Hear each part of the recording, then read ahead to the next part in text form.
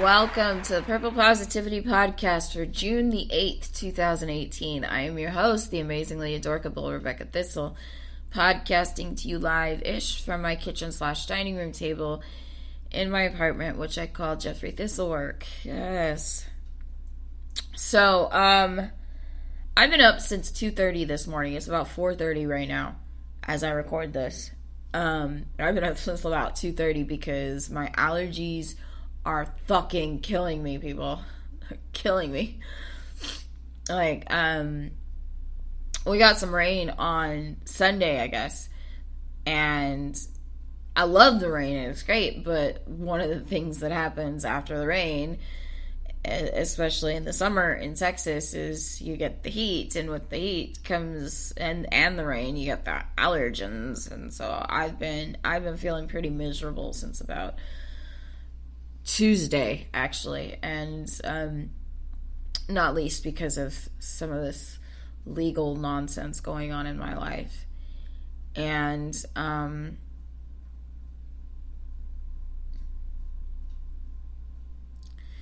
I can't really talk about it because I learned yesterday that some of the things that I say on this show are now being used against me in the legal system.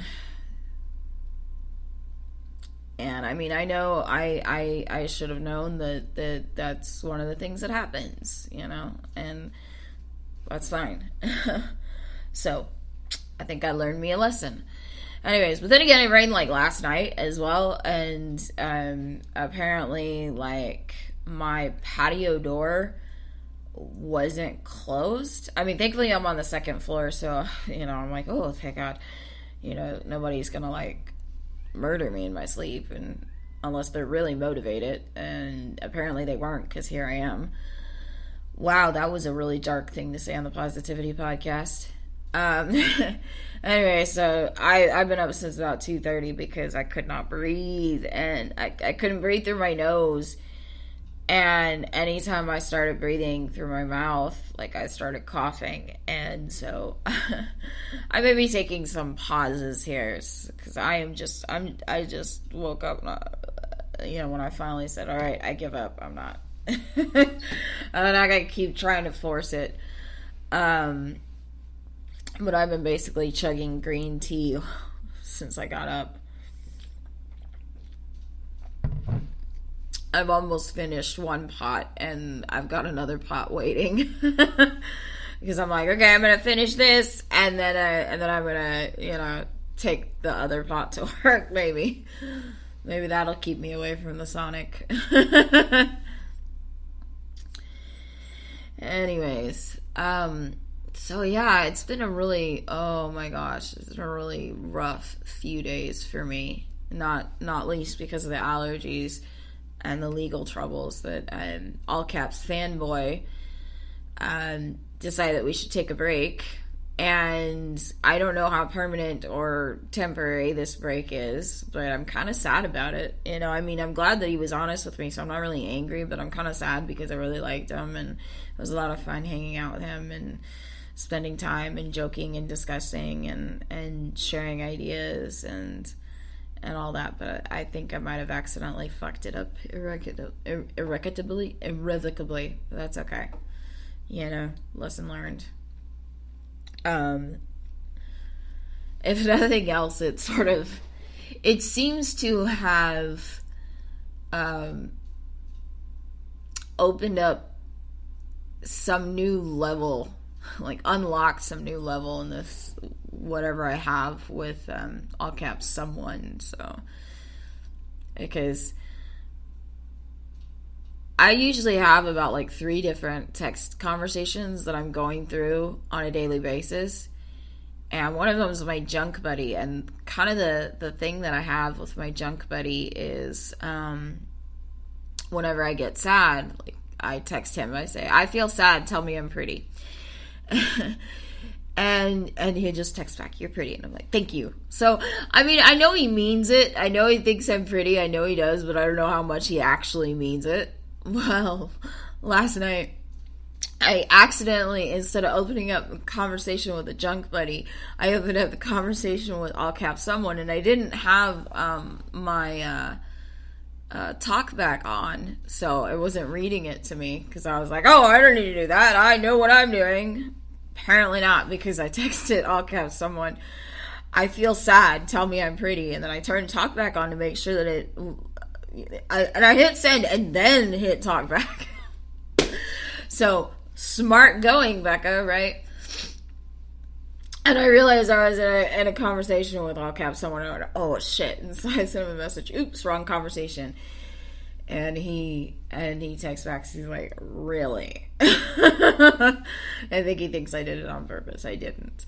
And I said, no, really, like, yeah, that's a thing that I was trying to text my junk buddy, and because he always does that, and he's like, well, did he tell you you're pretty? And I was like, yeah, he did. I mean, it's his job to do that, so I don't know how much he actually means it, but, you know, it's nice to hear it. And we sort of have a conversation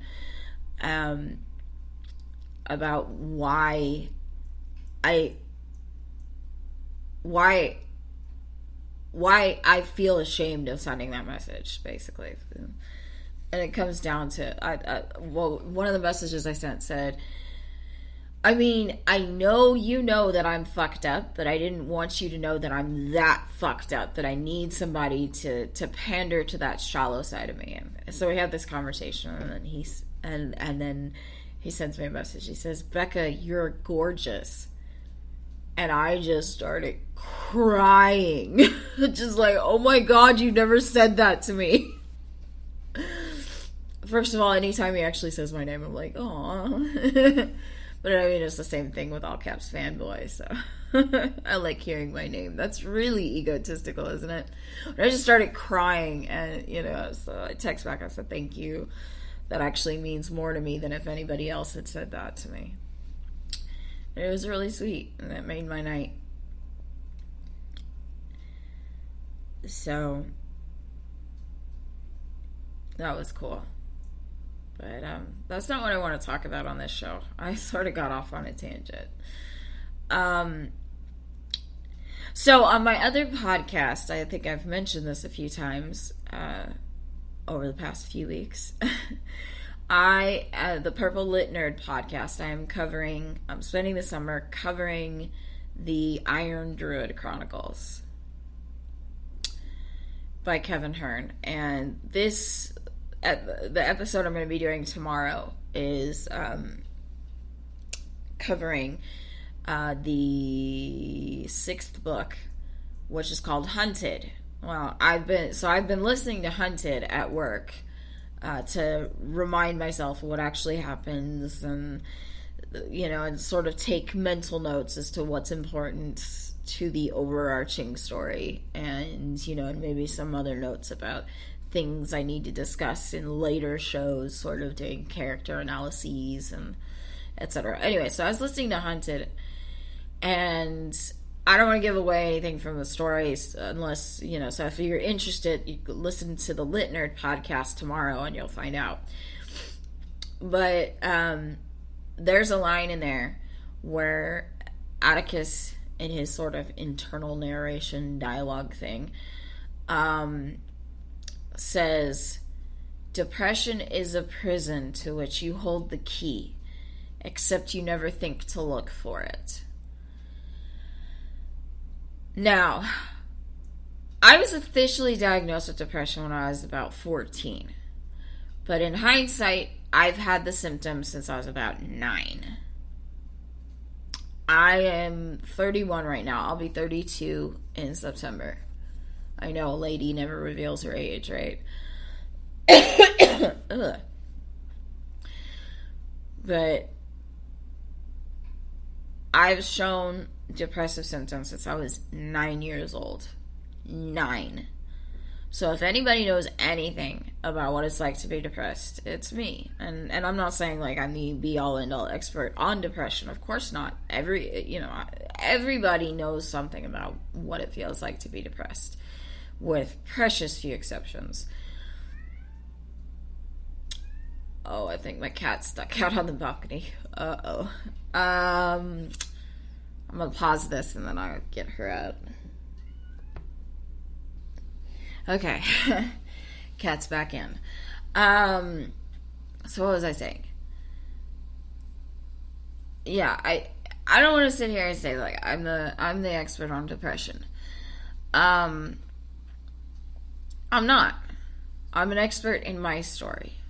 And I have some ideas about life, the universe, and everything. And so that's all this is I just want to make that disclaimer, is I'm not necessarily saying this is the universal way of perceiving depression or dealing with depression or anything like that. But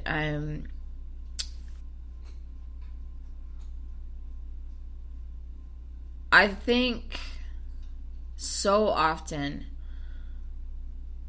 when we look at depression, and even as evolved as society and science and human understanding of the world, or our world and ourselves, as much as that has evolved, I think so much and all too often we forget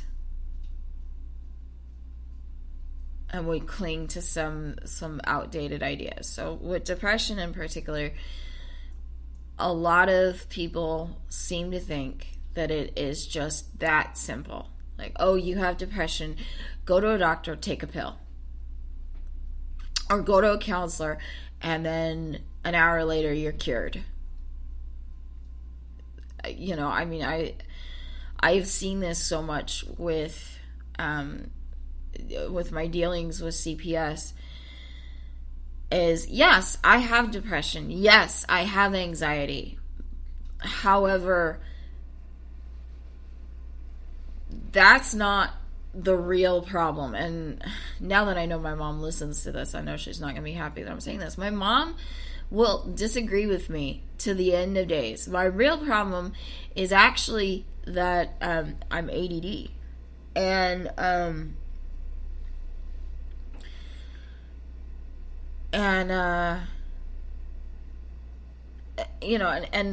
mean, I don't have extensive history with working with psychiatric medication, but I have enough that I know that when I'm given something that is supposed to target and treat depression, it doesn't work.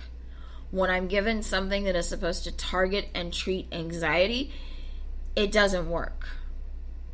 But when I'm given something that is supposed to target and treat ADD, it fucking works. And I had an appointment with a psychiatrist. I scheduled it like 6 months ago. So I finally got to go in and do that appointment, and I sat down with the psychiatrist. I said, and he goes, "Why are you here?" And I was like, "I need to be put on Adderall." And he went, "Okay, why?" And I was like, "Because I'm ADD." "Okay, what?" and so we started talking about it, and the symptoms that I have, and the behaviors that I manifest, and the way that I act, and the way that I think, and I told him, like, these frustrations. I've been on Adderall in the past, and it works. It's not like the depression or the anxiety 100% go away, but I can keep them in check. I can keep them in check when I'm treating the ADD.